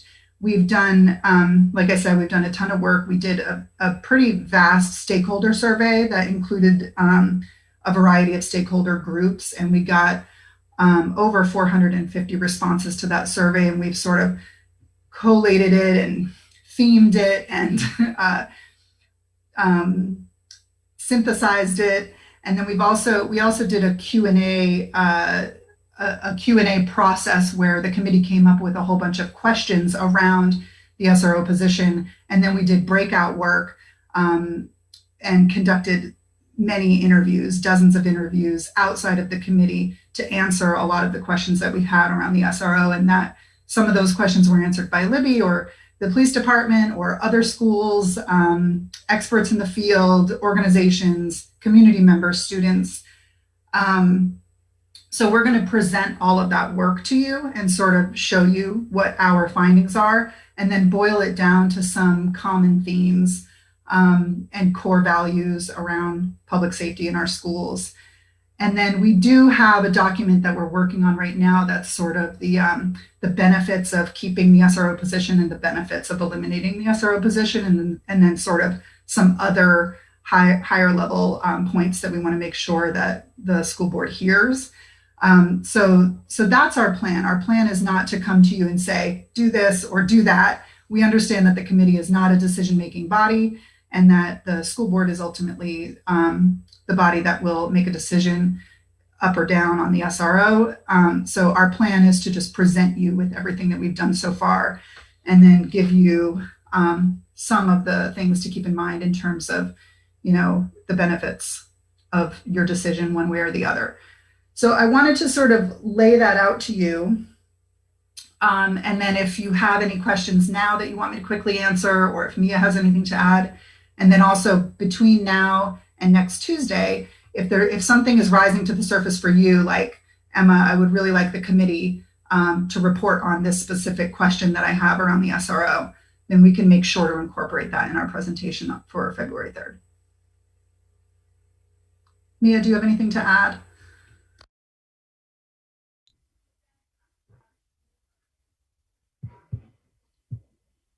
So I see that the hand. Andrew has a question. Yeah.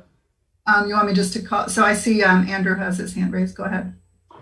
So do you, and we've spoken about this a couple of times, do you anticipate, you're going to provide us with a bunch of information, which is going to be really helpful, I'm sure. Do you anticipate that you're going to identify action items for the board? Like, this is a decision point, or here's a decision point, or action items for the administration, like where, or just action items in general? I'm just thinking. Yeah, I think what you're asking is basically revolves around the second part of our charge, which is to sort of create some recommendations around the vision moving forward. So it'll be interesting to see, I think the committee will be eager to know, are we recommending a system with an SRO or without an SRO? And once we know what we're working with, then we'll be able to better create action items for the second part of our charge. Does that answer your question? So this is really here. We feel like we've completed the first part of our charge.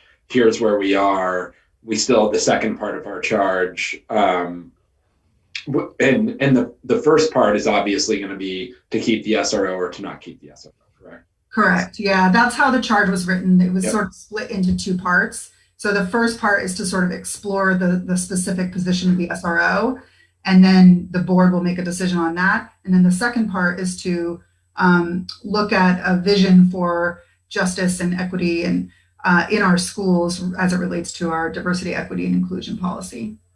And so that could be with an SRO or without an SRO, but we're going to be examining that topic. Okay. And then I imagine some recommended action items. Thank you. That's helpful. Ryan?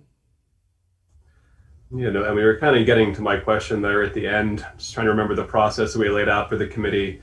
The committee is expecting to do more work after this February 3rd briefing with the board, correct? It's going to be fleshing out some of the themes that were deliberated, and the committee is not dissolving after this February 3rd meeting, right? Correct. We actually had an extension. So we had originally meant to finish the first part of our charge by the end of December.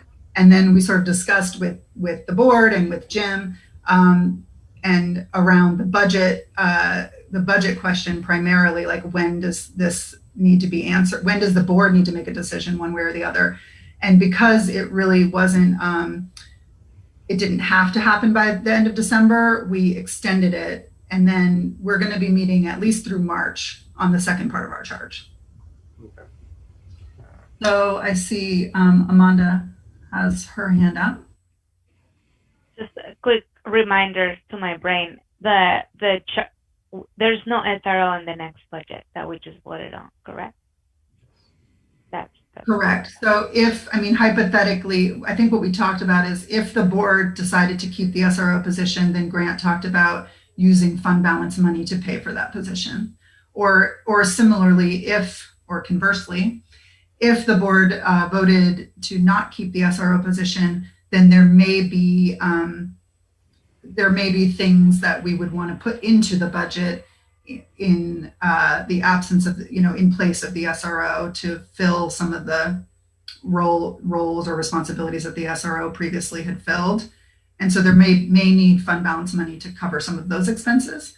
But that would be a decision that would come later after the budget process and that was my understanding anyway. Maybe Jim can speak to that. Yep, that sounds right. Annika, yeah. First of all, thanks for doing all this superlative work on the committee. I appreciate all the hard work that's gone into it for you guys and the community members and everybody who participated. My question, I have a couple of simple questions. One is, next meeting, are we voting on up or down SRO? So the February 3rd meeting, is that what the vote's going to be? I think that's the plan as it stands right now. And if I heard you correctly, the committee is not really coming up with a recommendation one way or the other. Committee is going to present their findings, and then all of us are going to decide which way we want to go. So there's not going to be a recommendation one way or the other from the committee about the yes or no, right? Correct. Yeah, I guess what ended up happening was the facilitators felt like it wasn't, because we weren't actually voting on the SRO one way or the other, we didn't feel like it was conducive to the work that we were doing at the first part of the charge, or more importantly, the second part of the charge, for people to sort of declare a position one way or the other as part of their committee work. So I think, the hope is that we provide you with enough information where you are able to make a decision as an individual board member. And then there is a possibility that individual committee members may end up writing a position statement to the board. But that would be up to the individual committee members.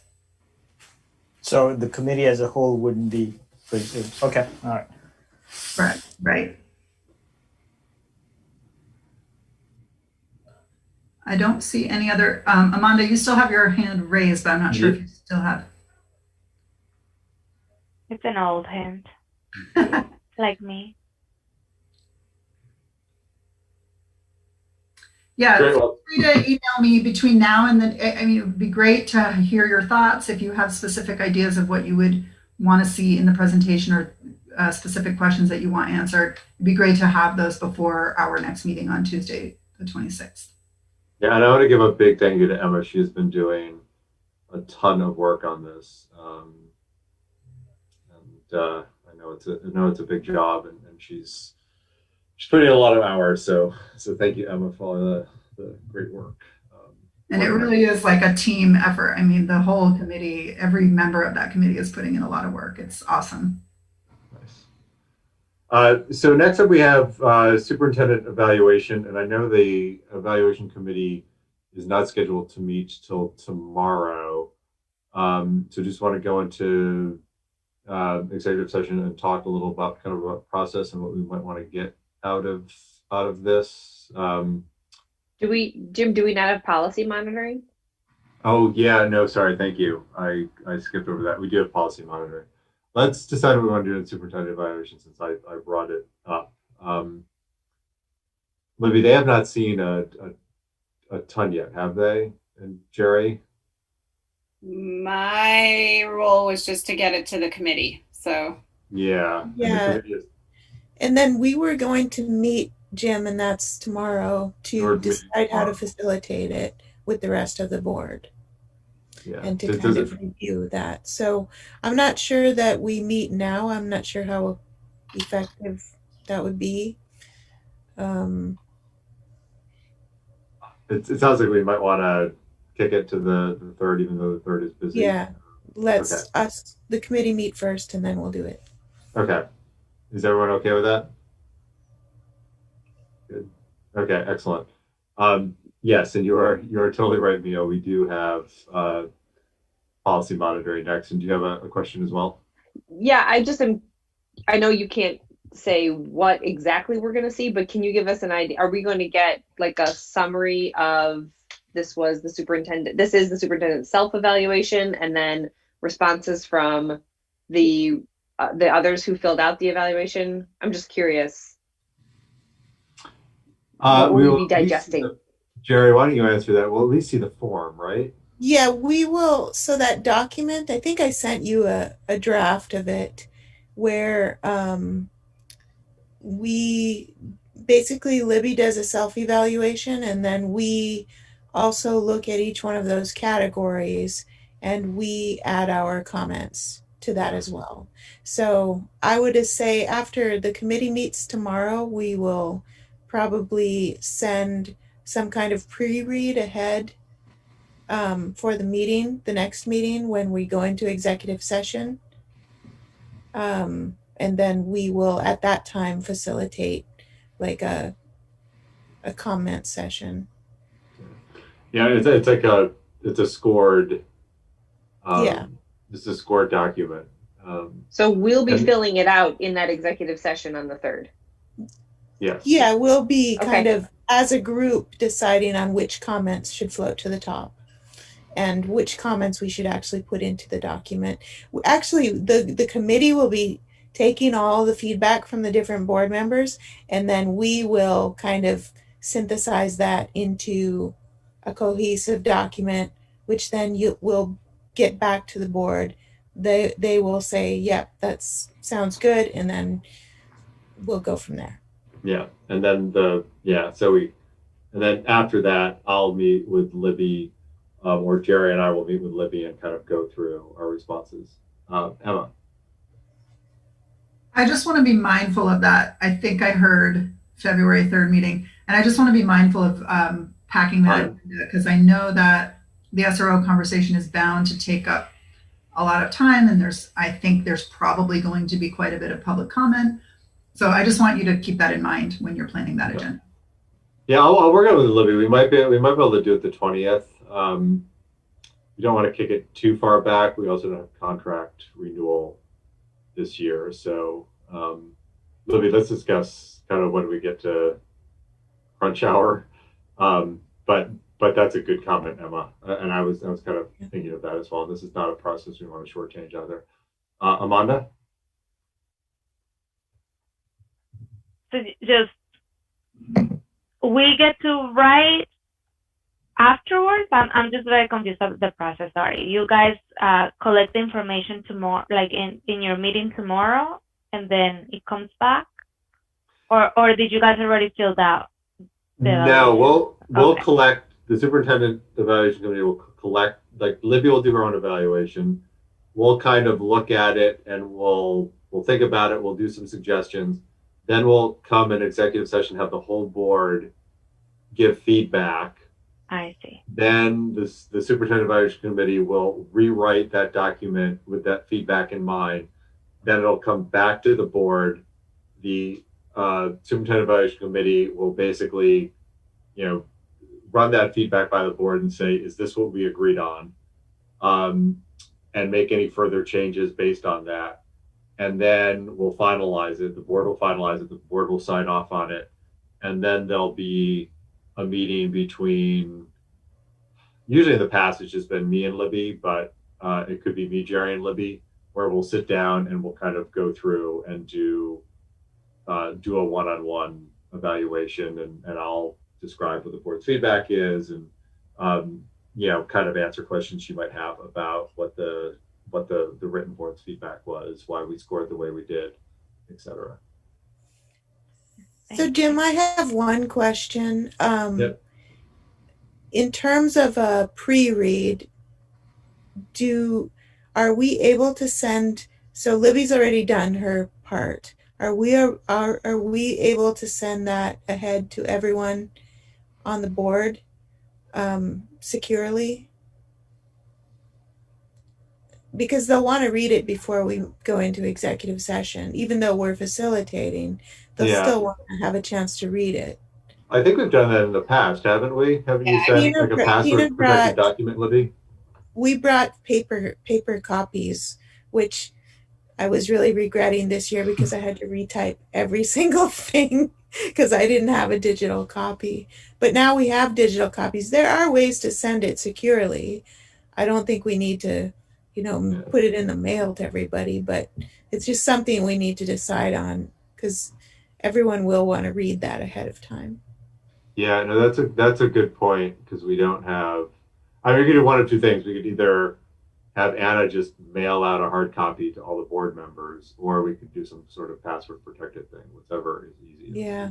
The only problem is if people make comments and write it on the paper, that's going to create a bit of a nightmare to get it back into the document. So maybe I can follow up with Anna or somebody on how to do that secure. There are ways to send it securely. I mean, we can do it on the cloud drive. It's already on the cloud drive, right, Libby? Yeah. I mean, well, so and we can access it there. Don't we have open meeting law problems with the Google Doc? Oh. I don't think we can edit a Google Doc. Okay, yeah.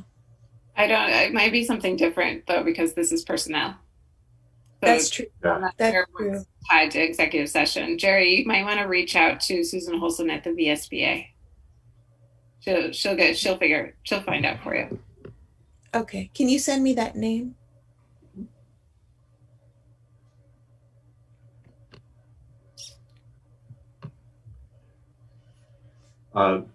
Any other questions about superintendent evaluation? Great. So policy monitoring.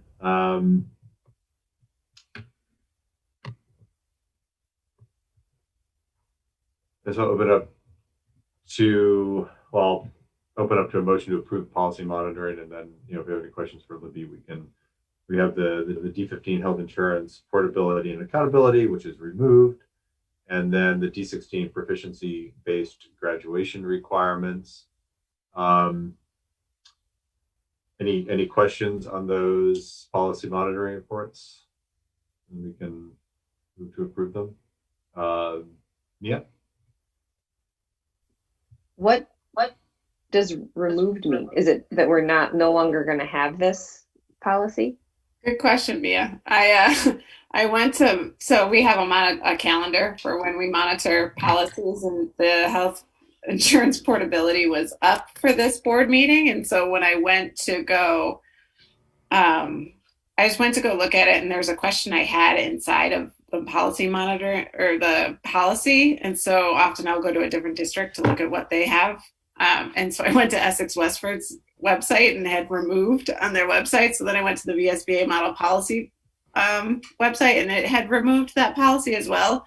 So I emailed the policy committee to see if they knew why, and nobody really knew why, but we're guessing it's because it's referencing HIPAA. And that was my question. So we're not a medical entity, and so we don't fall under HIPAA, but that's what the policy stated we were. So our guess is that we don't follow HIPAA, and so the policy no longer is correct by law. That would be my guess. And Ryan Zajac and I were talking about it. I think, Ryan, that was your same guess as well. Yeah, and so I think in general, maybe that policy has been over applied. I mean, so there are, it sounds like, some schools who actually do provide healthcare. So in those situations, HIPAA would apply to a school, which it normally doesn't. In general, it sounds like FERPA kind of trumps HIPAA. So if something is an education record, HIPAA doesn't really apply anyway. So I think in general, we probably don't need this on the books since we're not necessarily providing healthcare. But I am curious, though, with the special needs unit that we're potentially going to be implementing at UES, would some of those students, would any of that classify as healthcare delivery, healthcare needs? No, it wouldn't be. It's still, and any student need is qualifies under FERPA. That's what we follow, and we have the adequate policy for FERPA on the books. So HIPAA is strictly on medical records, and I believe this healthcare portability was all about the adults, not the kids. Yeah. Yeah, so that's all that I've picked up since you would raise the flag that, hey, this has been pulled across the state. What's going on? Yeah, so I would recommend that we follow the lead of the other districts, and Anna just update the website and say removed next to it. Well, we would have to take board action to remove the policy. It would be like modifying the policy, I think. So we would probably have to, mumble trust, what we'd have to do is we'd have to have it as an action item on a board agenda to take it, make that decision to remove it. Would we have to do a reading? No, I think we could just put in the consent agenda as an action. The action would be the consent. So we can just remove it. We don't have to like undo it like we would have to enact it. Like the 3 readings? Yes. I don't think so. Another question for Susan Holson. Well, yeah. Amanda? Yeah, I mean, I think that we should just make sure that we know. Like, I don't like, oh, other districts are doing it, we should do it, because other districts also do things we shouldn't be doing. So, it's on the VSBA website as well, though. Yeah, but if we don't have their confirmation, so I think that, the policy committee, we were gonna reach out to them. So I like to just like be clear, like what is it remove, and how, like, what statute is this doing? So like to say that, let's have a confirmation that why things are removed before we move forward to put in a consent agenda. So maybe we can talk about that in the policy committee, and like make sure that we have recommendations from BSBA, or like of why they're doing it, because sometimes they don't need there. No. Yeah, Mia? It's on our agenda for the 25th. Oh, it is, Ryan? Okay, great. Yeah, I was just thinking it seemed like, and this is a good kind of learning process for me, that it seems like this is the kind of thing that would come from the policy committee to say, we either need to update this policy or we don't need it anymore. So if it's on your agenda, then great. Thank you, policy committee. Yeah.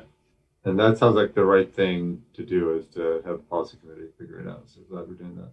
Is that a stale hand, Amanda, or is that a new? All right. Any further discussion?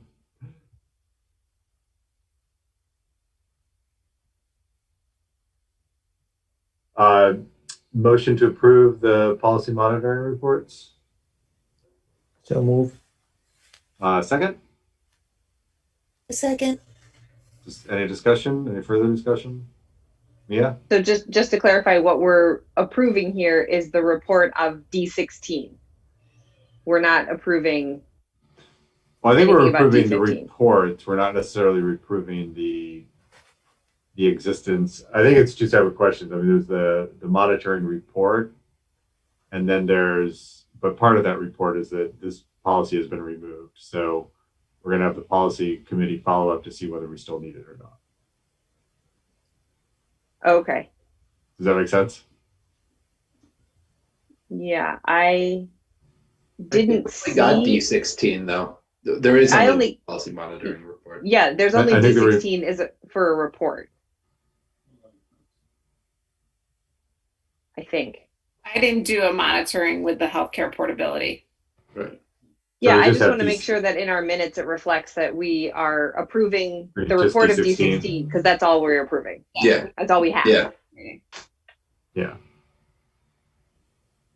So Yep, I don't know yep. if we need to amend that or not. Just Let's make the motion clear that we are just approving the D16 monitoring. I move that we approve the policy monitoring report for D16 proficiency-based graduation. A second. Second. Further discussion?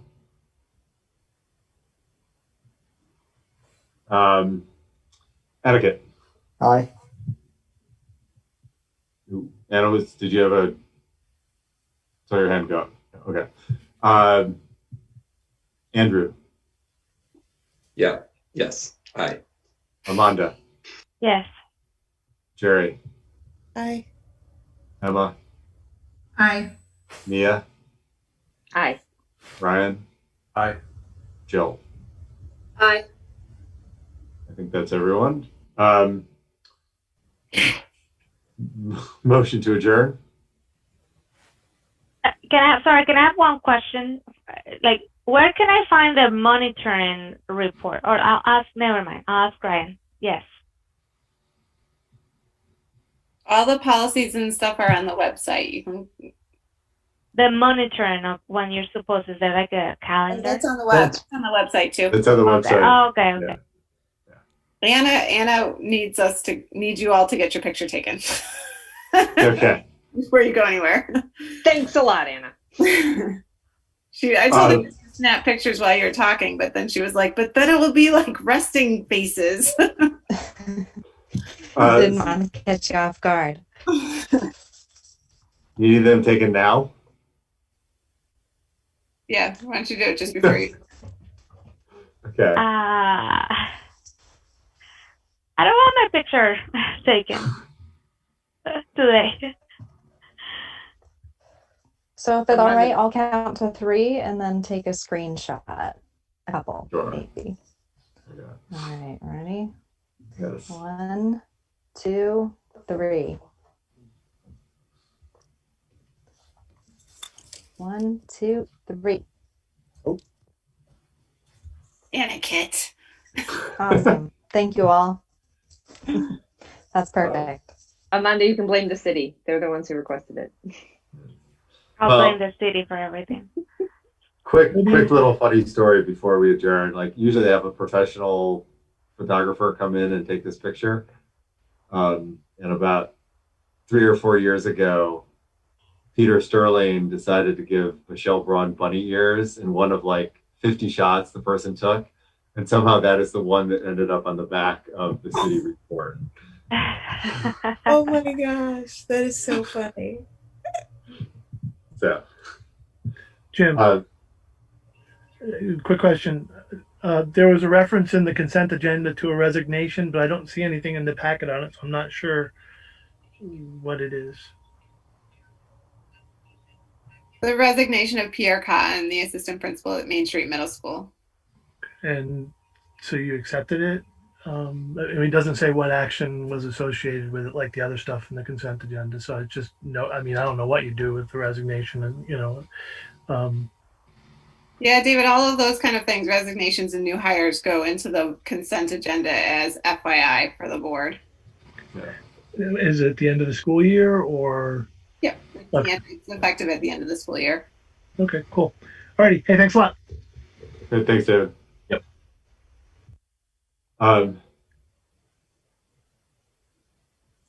Jill, there's a little hand in your screen. Is it there for a reason? No, it's okay. I don't think so. I've never seen it before. It's like a funny little hand signal. Okay. Motion to adjourn. I move to adjourn. Mia, do you want a second? Yes. Aggett.